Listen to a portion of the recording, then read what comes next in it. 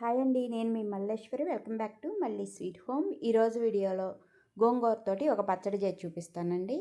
ఎక్కువగా మనం పచ్చిమిరకాయలు గోంగూర వేసి పచ్చడి నూరుకుంటూ ఉంటాం, కానీ అది ఎక్కువ రోజులు నిల్వ ఉండదు. ఈరోజు అయితే ఎండుమిరకాయలు గోంగూర కలిపి నేను పచ్చడి చేసి చూపిస్తాను. ఈ పచ్చడి అయితే ఒక్కసారి ఇలా ట్రై చేయండి. నెల రోజులైనా కూడా పాడవకుండా ఎక్కువ రోజులు నిల్వ ఉండిద్ది.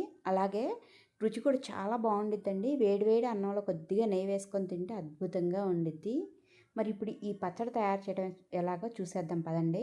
ఫస్ట్ స్టవ్ పైన ఒక బాండీ పెట్టుకొని దీంట్లోకి ఒక 25 నుంచి 30 ఎండుమిరపకాయలు వేసుకోవాలి. తర్వాత ఒక స్పూను ఆయిల్ కూడా వేసుకొని ఎండుమిరపకాయలని లో ఫ్లేమ్లోనే మంచిగా ఫ్రై చేసుకోవాలి. మనకి గోంగూర ఎక్కువ పులుపు ఉండిద్ది కాబట్టి ఎండుమిరపకాయలు అనేది కొద్దిగా ఎక్కువే పడతాయండి, లేకపోతే ఆ పులుపుని బ్యాలెన్స్ చేయలేవు. కారం అనేది కూడా కరెక్ట్గా ఉండాలన్నమాట. అందుకే ఎండుమిరపకాయలు 25 నుంచి 30 అయితే వేసుకోవాలి.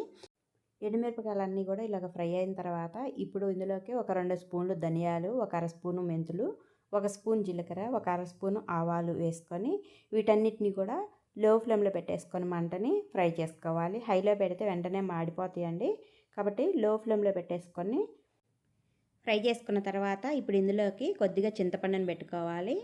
చిన్న సైజు ఉసిరికాయ ఉండిద్ది కదా, అంత సైజులో చింతపండుని వేసుకోవాలి. వేసుకొని ఒక్కసారి ఇదంతా కూడా బాగా కలిపేసి ఇప్పుడు వెంటనే స్టవ్ ఆఫ్ చేసుకున్నామంటే ఆ వేడికి కూడా చింతపండు మగ్గిద్దండి. తర్వాత ఇవన్నీ కూడా ఒక ప్లేట్లో తీసుకొని చల్లారబెట్టుకుందాం. ఈలోగా గోంగూరని ఉడికించుకుందాం అవి చల్లారేలోపు. ఇప్పుడు ఇదే బాండీలోకి 3 కట్టల గోంగూరను తీసుకొని ఆకంత వలిచి 2-3 సార్లు నీళ్ళలో శుభ్రంగా జాడియాలి. ఇసుక ఎక్కువగా ఉండిద్దండి గోంగూరలో, అందుకని 2-3 సార్లు జాడించి తీసుకోవాలి. ఇక్కడ నేను తెల్ల గోంగూర తీసుకున్నాను, మీరు ఎర్ర గోంగూర అయినా సరే తీసుకోవచ్చు. ఎర్ర గోంగూర అయితే కాస్త పులుపు ఎక్కువగా ఉండిద్ది, తెల్ల గోంగూర అయితే కొద్దిగా పులుపు తక్కువగా ఉండిద్దండి. మీరు ఏదైనా తీసుకోవచ్చు, టేస్ట్ ఏం తేడా రాదు.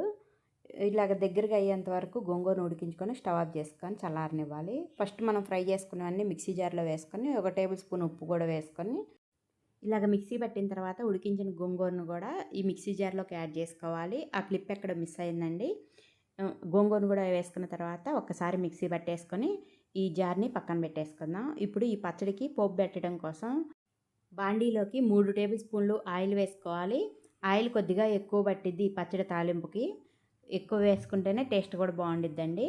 ఈ ఆయిల్ కొంచెం వేడైన తర్వాత ఆవాలు, జీలకర్ర, పచ్చెనగపప్పు, మినపగుళ్ళు, ఎండుమిరపకాయలు వేసుకొని ఇవన్నీ కూడా మంచిగా ఫ్రై అయిన తర్వాత ఒక 15 వెల్లుల్లి రెబ్బలను కూడా కచ్చా పచ్చిగా దంచేసి వేసుకోవాలి. ఈ వెల్లుల్లి రెబ్బలకి పొట్టేం తీయాల్సిన పని లేదండి, అలాగే ఉంచేసి కాస్త కచ్చపచ్చిగా దంచేసి వేసుకోండి తాలింపులో. ఇవి కాస్త ఫ్రై అయిన తర్వాత ఒక 2 రెమ్మల కరివేపాకు కూడా వేసుకొని ఫ్రై అయిన తర్వాత కొద్దిగా ఇంగువ వేసుకోండి.